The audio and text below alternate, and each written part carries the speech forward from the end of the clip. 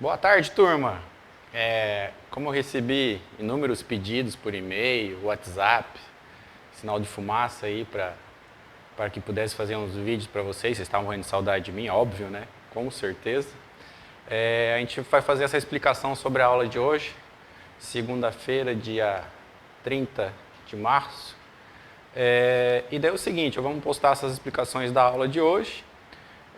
Eu vou mandar o link para vocês e na sequência depois estarei disponível pelo Classroom, ou pelo WhatsApp ou por e-mail, do jeito que a gente está bem se comunicando, para tirar as possíveis dúvidas com os exercícios que estarão no final da aula de hoje. Ok, turma?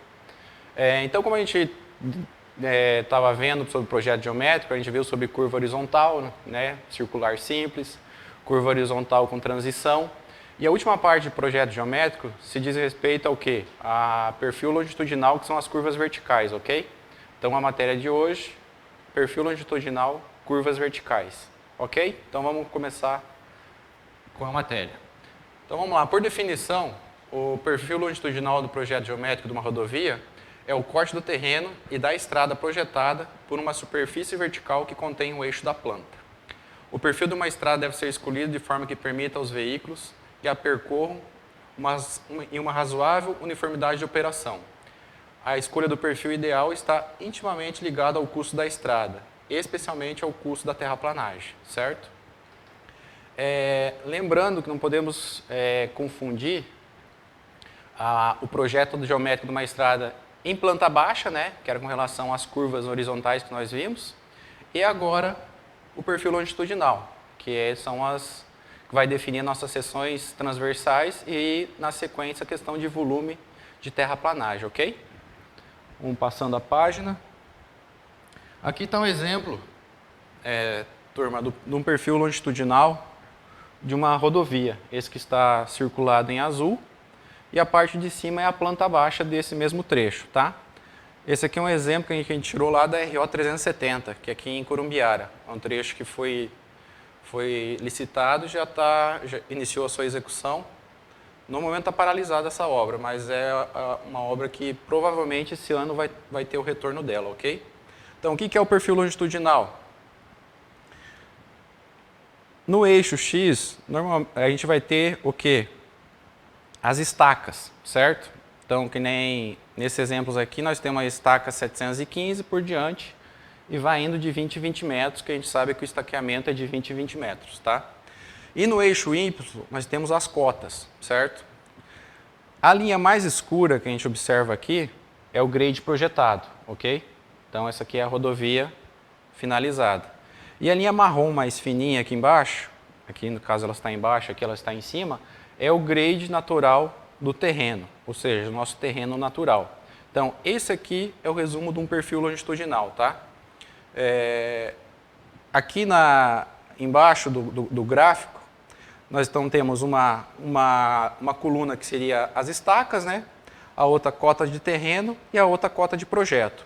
Você diminuindo a cota de projeto menos a cota de terreno, você tem a altura de aterro ou de corte naquela estaca, ok? E daí, consequentemente, você fazendo isso ao longo do trecho, a gente consegue tirar a seção transversal de todas as estacas e o seu volume de terraplanagem, beleza? Vamos passando. Então, o perfil longitudinal, aqui um esboço mais simplificado, é o gráfico cartesiano, ou seja, eixo x e y, no qual se representa nas abscissas, no eixo x, o estaqueamento, como a gente viu lá atrás, do eixo da estrada, e nas ordenadas, que é o eixo y, as cotas do terreno e cotas do projeto, certo?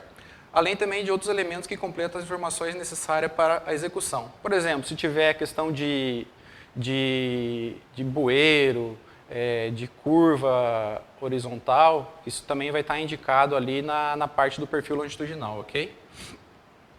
O que a gente tem que agora pegar aqui na questão do perfil longitudinal de um projeto? Sempre é traçado as rampas, certo? Que seriam essas retas aqui, tá? E vamos concordar com a curva vertical, que seria essa azul, ok? O que acontece? Aqui essa rampa, a gente chama de rampa 1, rampa 2, rampa 3. E aqui, nesse caso, né, nós temos uma curva vertical e duas curvas, a segunda curva vertical. Todo grade, quando ele é ascendente, ou seja, quando ele está subindo, por exemplo, a rampa 1 e a rampa 3, os valores da inclinação da rampa são positivos, que é esse I positivo. E quando o grade ou a rampa é descendente, no caso a rampa 2, esta aqui, os valores do grade da inclinação da rampa são negativos, sempre, tá? Então isso aqui, em todas as equações que a gente for trabalhar, a gente tem que lembrar disso. Então, o que a gente não pode confundir, quando a gente estiver falando de rampa, seria todo esse trajeto aqui, por exemplo, até o PIV1. Aí mais esse trajeto aqui e mais esse trajeto aqui, tá? E quando falamos da curva vertical, é esta parábola aqui, tá? No caso, duas parábolas, né? Ok? Tá? Para não confundir a questão do que quando a gente está falando de rampa, de grade ou de curva. Passando.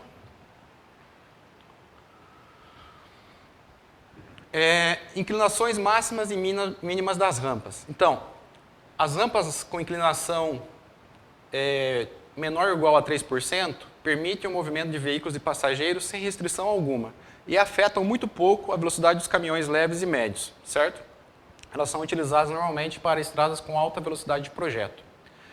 Rampas com inclinação máxima menor ou igual a 6% têm pouca influência no movimento dos veículos de passageiros, né, veículos leves, mas afetam bastante o movimento dos caminhões leves e médios. Então, elas são utilizadas para estradas com baixa velocidade de projeto. E rampas com inclinação máxima acima de 7%, elas só devem ser usadas em estradas secundárias com baixo volume de tráfego. Uma situação bem particular, né? Porque normalmente a gente não se utiliza rampas maiores que essa inclinação. Quando temos uma topografia de terreno muito desfavorável, pode ser adotados valores maiores aos indicados para a rampa máxima, dando maior liberdade ao projetista e evitando pesados movimentos de terra.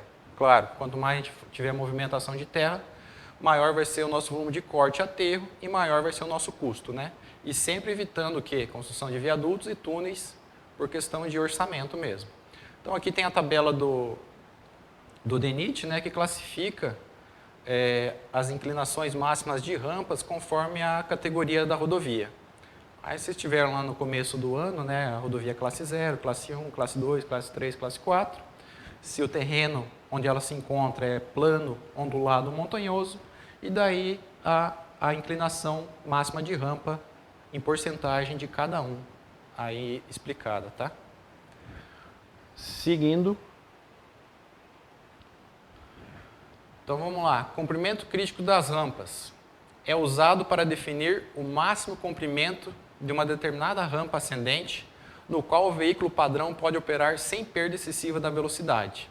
O valor do comprimento crítico das rampas é determinado pelos seguintes fatores: relação peso-potência do caminhão tipo escolhido como representativo do tráfego, perda da velocidade do caminhão tipo nesta rampa, velocidade de entrada na rampa, dependendo do trecho que precede a rampa considerada, e menor velocidade com qual o caminhão tipo pode chegar ao final desta rampa sem prejuízo acentuado na questão do fluxo do tráfego, ok? Então, o comprimento crítico das rampas, que é um parâmetro para a determinação da curva vertical, ele é determinado a partir desses fatores. Curvas verticais de concordância. Elas têm por objetivo concordar as rampas projetadas, podendo ser curvas verticais de circunferências ou parábolas. No caso aqui a gente vai se aprofundar e entrar no detalhamento da curva vertical parabólica, porque ela é mais utilizada, porque ela proporciona boa aparência à curva e boa concordância entre as tangentes, e também devido à facilidade no cálculo de suas cotas. Então, normalmente, no projeto geométrico com relação a perfil longitudinal, curvas verticais, a gente adota sempre a curva vertical tipo parábola, ok? Aqui nós temos...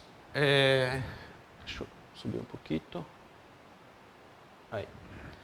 Aqui nós temos um exemplo dos tipos de curvas verticais. Temos as curvas côncavas e as curvas convexas, ok? Pode observar a questão das inclinações das rampas, né, como a gente falou.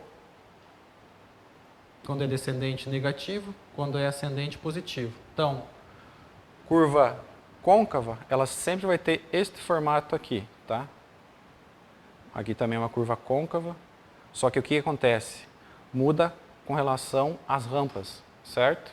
No caso aqui, as duas rampas têm a inclinação do grade, a porcentagem negativa. Aqui já temos a rampa 1 negativa, a rampa 2 positiva, certo? Aqui rampa 1 negativa, rampa 2 também negativa.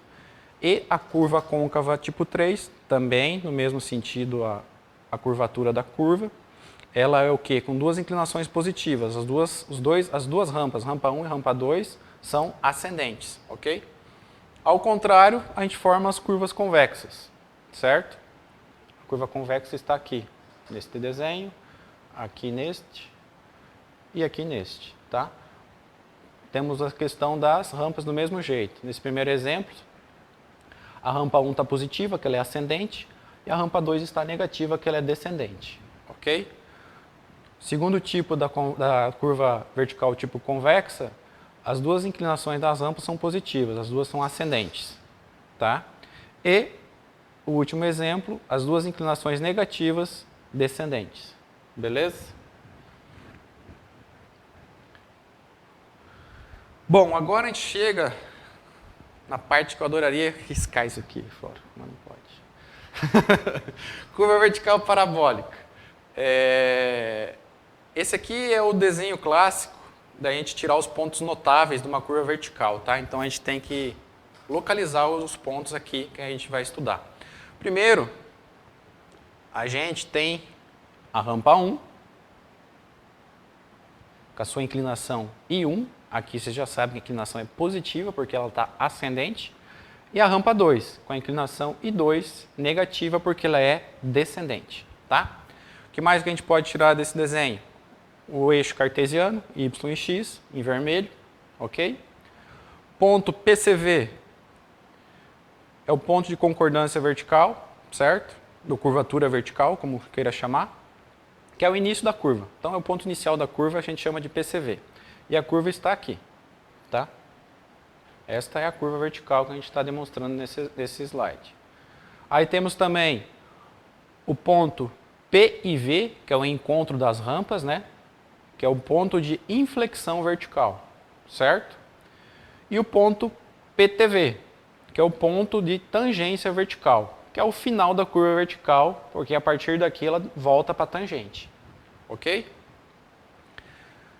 O que mais que a gente tira daqui? A distância de comprimento da curva vertical é dada pela letra L, e ela é a distância na horizontal entre o PCV e o PTV, ou seja, entre o ponto de curvatura vertical e o ponto de tangência vertical, ok?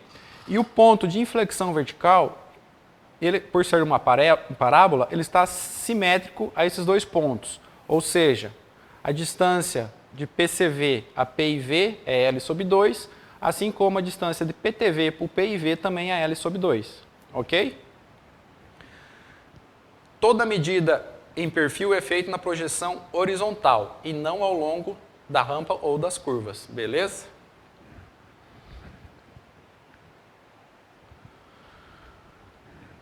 A gente começa agora a tirar as equações daquele desenho anterior, que aqui eu repeti ele. A primeira coisa, a gente tira o quê? A diferença algébrica de inclinação. A gente chama de G, ou GI, do jeito que queiram chamá-lo. Nada mais é do que a inclinação da rampa 1 menos a inclinação da rampa 2, tá? Só não se esqueçam, porque a rampa 1, nesse caso, ela tem uma inclinação, nesse caso, tem uma inclinação ascendente, ou seja, o I dela é positivo, só que o I2 aqui já é descendente, então ele é negativo, tá? Mas a relação é sempre a inclinação da primeira rampa menos a inclinação da segunda rampa. Aí sempre temos que tomar cuidado com a relação, se não vai ficar aqui menos, aí menos um outro valor, que na verdade irá somar. Mas a gente vai ver nos exemplos daí para frente na resolução, tá? Então, o primeiro que a gente tira é a diferença algébrica de inclinação. Ok?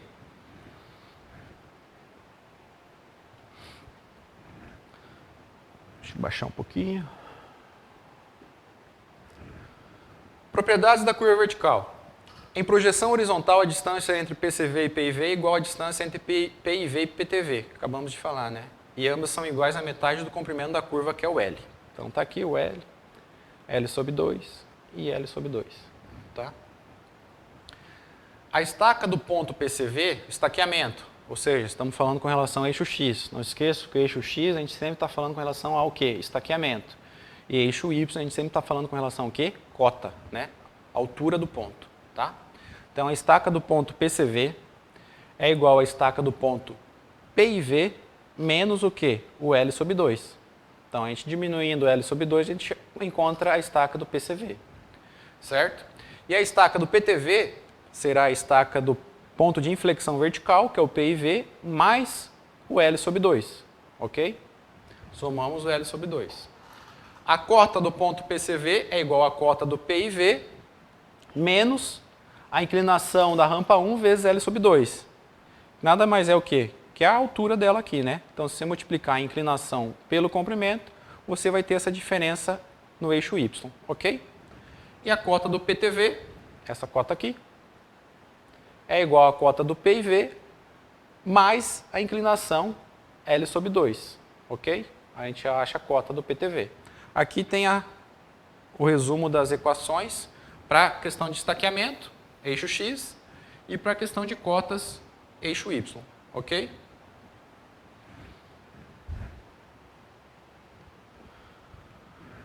Então vamos lá, dando sequência. A variação da inclinação da tangente em cada ponto da curva é linear ao comprimento desta curva, tá? A variação total da inclinação é o GI que a gente calculou. A variação de inclinação por unidade de comprimento, ou seja, a variação por metro, é dada por meio da relação GI dividido por L, que é o comprimento da curva.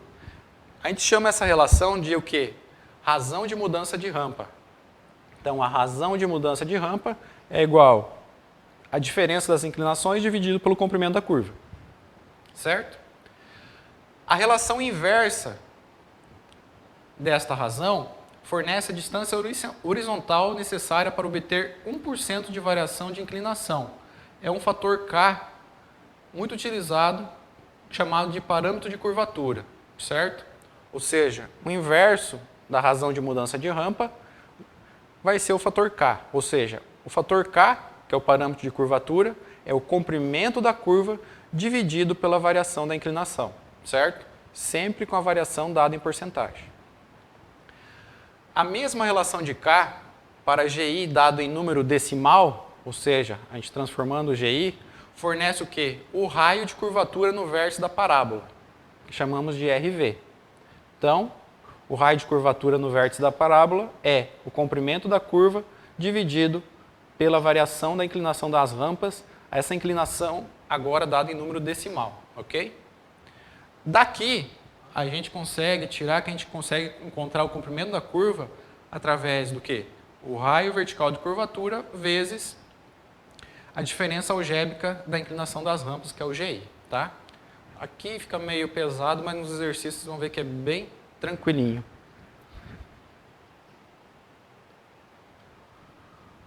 Pessoal, mais algumas equações que a gente tira da curva vertical tipo parabólica.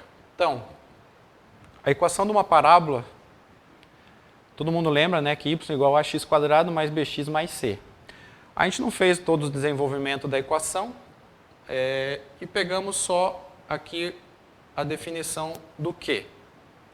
Nesse desenho, a gente está alocando um ponto P qualquer em cima da curva, ok? No caso, nosso ponto P é esse aqui agora, em estudo. Então, a gente quer saber que a distância y que teremos da cota do PCV até esse ponto P, que seria essa distância aqui, tá? Essa distância, trabalhando dentro da equação da parábola, a gente chega que é o quê?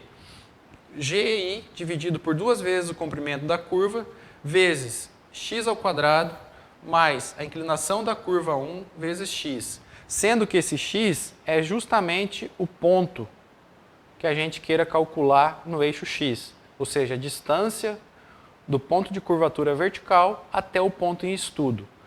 Ah, professor, onde que eu vou usar isso? Por exemplo, eu calculei o ponto PCV e ele está na estaca 70. 70 mais 0, 0. E eu quero chegar no ponto PTV que está na estaca 80, certo? O que acontece? A gente vai estaquear, como sempre, de 20 em 20 metros. Então, de 20 em 20 metros, a gente vai fazer a variação do x e vamos descobrir quanto que vale a cota de cada ponto em função de cada y calculado. Ou seja, vai ter um y para a estaca 70, para 71, para 72, até chegar na estaca do último ponto da curva vertical, que é o PTV. Então, para isso que serve esse y, tá? A gente tendo a cota do PCV mais o y, a gente acha a cota de um ponto qualquer em cima da curva, ok? Aqui também vocês vão ver que tem um f, que a gente chama de flecha. E essa flecha é a distância da rampa, certo? Até na curva. Então, não esquecendo, quando estiver aqui, nós estamos falando de rampa 1, rampa 2 e a curva está aqui, né? Tá? Então, essa distância da rampa até na curva a gente chama de flecha, que também pode ser, se a gente tiver a cota da rampa aqui, a gente diminuindo essa flecha, a gente já vai ver como é que calcula ela, a gente também consegue achar a cota de cada ponto em cima da curva vertical, para sua alocação no trecho. Beleza? Então, a gente calculou o y. Agora, como é que a gente calcula a tal da flecha da parábola, né? A flecha da parábola é igual ao g, né, que é a diferença algébrica da inclinação das rampas, vezes 2 vezes o comprimento da curva, vezes x ao quadrado. Então, é a mesma forma de interpretação da distância y para a questão da flecha. Então, se a gente tem essa cota aqui, por exemplo, do ponto P da rampa, a gente diminuindo essa flecha, a gente acha a cota deste mesmo ponto P em cima da curva vertical, ok? G é a diferença algébrica da rampa, L é o comprimento mínimo de curvatura vertical e X é o ponto em estudo. Como a gente sempre faz o estaqueamento de 20 em 20 metros, a gente sempre vai ter x igual a 0, x igual a 20, x igual a 40, x igual a 60, x igual a 80, até chegar à última estaca da curva. Beleza? Isso para a determinação da flecha da parábola. F.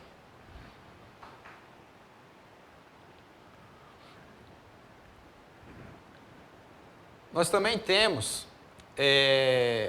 a determinação da flecha máxima no ponto de inflexão vertical. Lembrando que o ponto de inflexão vertical é o ponto de encontro das duas rampas, ok? Que é aqui. Então, o Fzão, vamos chamar ele assim, a flecha máxima é dado pelo quê? Pela diferença algébrica das rampas vezes o comprimento da curva dividido por 8, tá?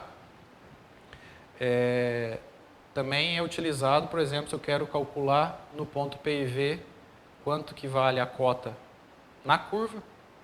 Tendo a cota do ponto P e V, a gente só calcula o F, diminui, a gente já obtém direto a cota do ponto na curva vertical referente ao ponto P e V, ok?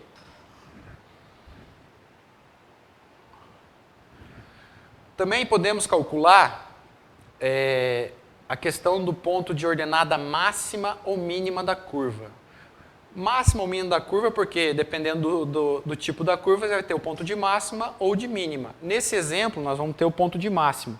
Então, pessoal, a gente chama de ponto de máximo o vértice da curva. O que é o ponto máximo aqui? Ou seja, para a esquerda desse ponto, eu estarei diminuindo as cotas e para a direita também. É o ponto mais alto, vamos dizer assim, tá? Não confunda o vértice da curva com o ponto P e V. O ponto P e V continua lá quietinho sozinho. Então, o vértice da curva nesse desenho está aqui. Então, o ponto mais alto da curva é o seu vértice. Neste caso, ponto de máximo. Se a curva fosse no outro desenho, ao contrário, nós teríamos um ponto de mínimo, ok? Então, como é que a gente calcula o ponto de ordenada máxima ou mínima? No vértice, certo? O valor da estaca dele, quantos metros que ele está do ponto de curvatura vertical, é dado pela inclinação da rampa 1 vezes o comprimento da curva dividido pela diferença algébrica das rampas, tá? I1 vezes L dividido por G, ok? A gente chama ele de L0. Então, é a distância do ponto de curvatura vertical até o vértice da curva, certo? Até o ponto de máximo. L0. Ok? Ainda falta a gente calcular o quê? A cota do vértice. Então, para calcular a cota desse vértice, que é o ponto de máxima nesse caso, a gente tem que achar o chamado Y0. Vamos ver como é que acha ele na próximo slide.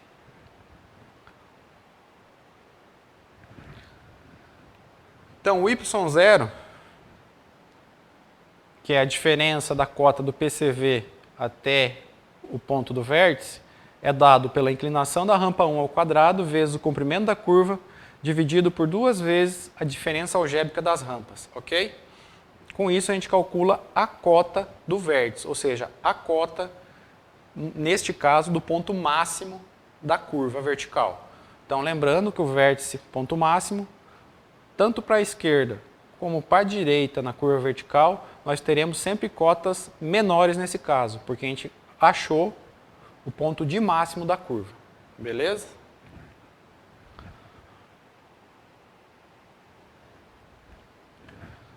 Parâmetro de curvatura, o K, que a gente viu lá atrás. As parábolas são definidas pelo parâmetro de curvatura K, que traduz o quê? A taxa de variação da declividade longitudinal na unidade do comprimento. Ela é estabelecida para cada velocidade diretriz, ou para cada velocidade de projeto, tá? Que é a mesma coisa. O valor do parâmetro K da curvatura representa o comprimento da curva no plano horizontal em metros, para que cada 1% de variação na declividade longitudinal ocorra. Ou seja, é a variação a cada 1% da declividade. Certo? As normas do DENIT definem valores mínimos para K correspondente a cada classe de projeto conforme as tabelas indicadas. Então, o L entra em metros, né? O K é a variação para 1% dessa declividade, e ele é dado por quê? Pelo comprimento da curva dividido pelo GI, que nada mais é que a inclinação da curva 1 menos a inclinação da curva 2, que já foi demonstrado no slide anterior.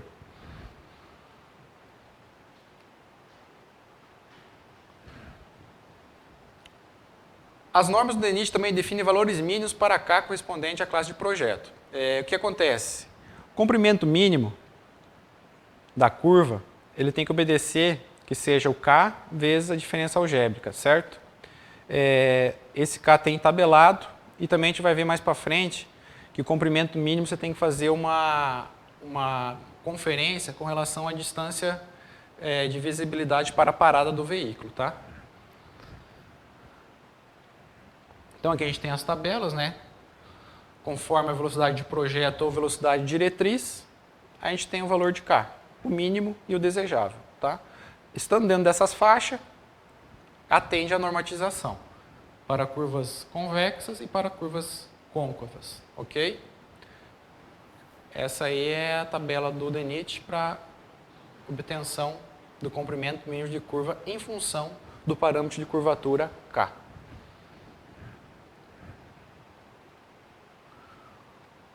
A outra verificação que a gente utiliza para comprimento mínimo de curva vertical é com relação a isso aqui, ó. É a distância de visibilidade de parada. A gente chama de DP. O que acontece? Essa DP, ela é em função, essa distância de visibilidade de parada, ela é em função da velocidade de projeto, né? Ou velocidade diretriz, tá? E ela também é em função do quê? Da inclinação, né? Da rampa, claro, do grade, e também do coeficiente de atrito longitudinal pneu-pavimento. Aquele mesmo coeficiente que a gente utilizou com relação ao cálculo de raio mínimo, de curva horizontal, ou até mesmo na superelevação de curvas, tá? Então, a distância de visibilidade de parada, ela é 0,7 vezes a velocidade de projeto, mais a velocidade de projeto ao quadrado, dividido por 255, que multiplica o coeficiente de atrito mais a inclinação do grade, a inclinação da rampa. A gente também tem uma tabela já formada com relação à velocidade de projeto e o coeficiente de atrito pneu-pavimento, ok? Que vocês também já viram com relação à curva horizontal. Então, com isso a gente calcula essa distância de visibilidade de parada. Porque com essa distância de visibilidade de parada, a gente vai fazer a sua conferência, quantos metros deu aqui, com relação ao comprimento mínimo da curva, para ver em qual dos casos vai encaixar, que a gente vai ver agora na sequência.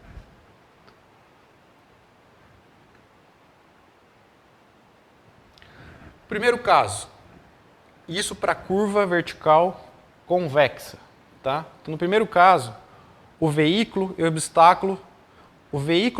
ou obstáculo sobre a curva. No caso, a minha curva vertical é essa em azul, caros colegas. Tá? E eu estou com o veículo sobre a curva e com o obstáculo sobre a curva vertical. O que acontece? Eu tenho aqui o ponto PCV, o ponto PTV. Então, esse aqui é o comprimento da curva vertical, L. E a distância de visibilidade, ela é dada pelo eixo do veículo até no início do obstáculo, o eixo dianteiro. Então, nesse caso, essa aqui vai ser a distância de parada que eu teria que atender. Então, neste caso, a minha distância de parada ela é menor que o comprimento da curva. Tá? Então, para a curva vertical convexa com distância de parada menor que o comprimento da curva, a gente calcula o comprimento mínimo para uma curva vertical através do quê? Distância de parada ao quadrado dividido por 412 vezes a diferença algébrica das rampas, que é o G ou GI. Ok? Então, a gente sempre tem que observar se a gente está falando com distância de parada menor que o comprimento da curva ou maior, que vai ser o próximo caso. Ok? Então, curva vertical, comprimento da curva e a distância de parada, que nesse caso é menor que o comprimento da curva. Então a gente usa esta equação, ok? Para calcular o comprimento mínimo vertical de uma curva convexa. O segundo caso também é para curva vertical convexa, só que neste caso eu estou com o veículo e obstáculo aonde? Fora da curva. Então a curva vertical está aqui. O veículo está fora da curva, o objeto está fora da curva. Então a distância de parada ela é maior que o comprimento da curva. A distância da parada está aqui, que é a distância entre o veículo e o objeto, e o comprimento da curva está aqui. Então a distância de parada maior que o comprimento da curva. Neste caso, para a curva vertical convexa, nós vamos ter o quê? Que o comprimento mínimo da curva vertical é 2 vezes a distância de visibilidade de parada menos 412 dividido pelo G, que é a diferença algébrica. Ok? Então, esse é o segundo caso. Agora, nós vamos fazer o mesmo estudo para a questão de curvas côncavas.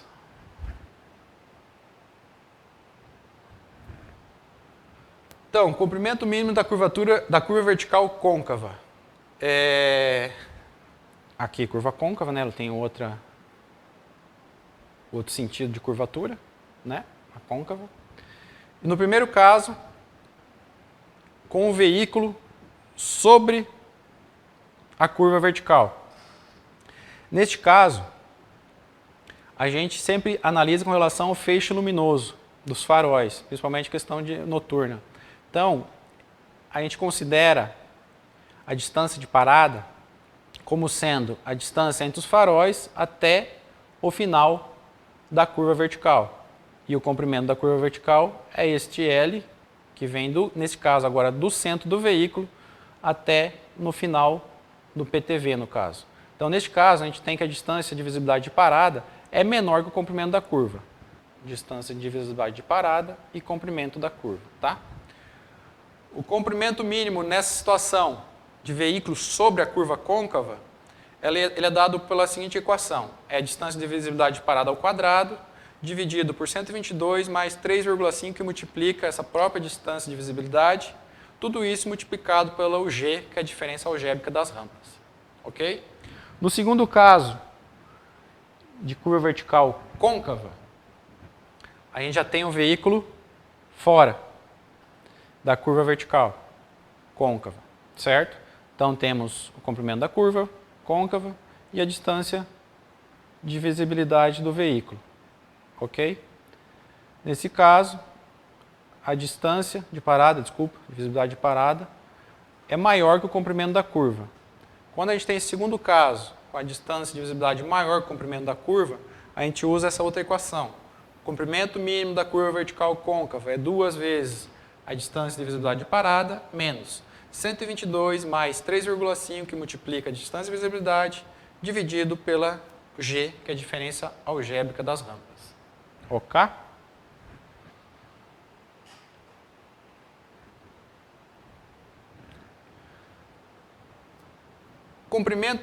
esses comprimentos mínimos a gente viu que é calculado conforme o tipo de curva e se ele está com uma distância de visibilidade menor ou maior que o comprimento da própria curva vertical, certo?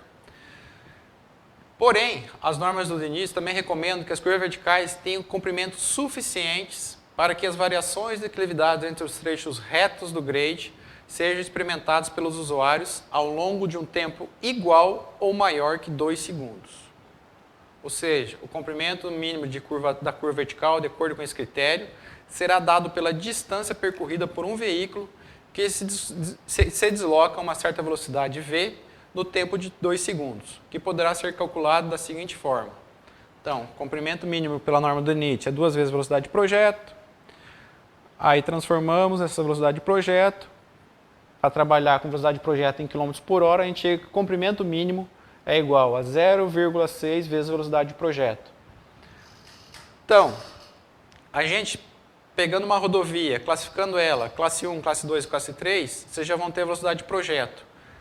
Com essa simples equação, você já tem o comprimento mínimo que, por norma, você tem que atender, tá? Somente com a velocidade de projeto. Aí, depois de fazer essa análise, a gente volta na questão se ela é côncava ou convexa e a questão da distância de parada de visibilidade, se é menor ou maior que a curva vertical, certo?